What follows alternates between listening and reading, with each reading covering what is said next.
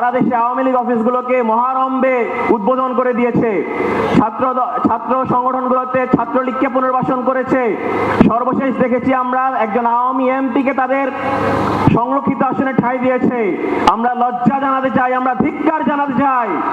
সর্বশেষ দেখেন বিশ্ববিদ্যালয়গুলোতে ছাত্র সংসদ নেতৃবৃন্দের উপর তারা হাত তোলার দুঃসাহস করেছে।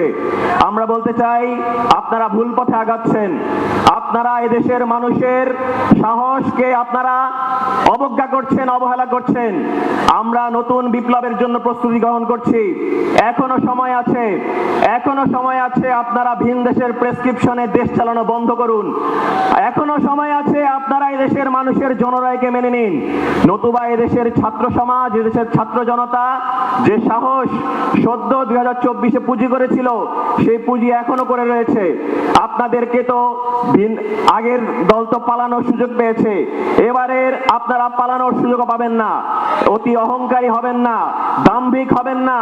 বাংলাদেশের মানুষের জনরায়কে শ্রদ্ধা করুন, জুলাইকে শ্রদ্ধা করুন, আপনারা দেশে থাকতে পারবেন।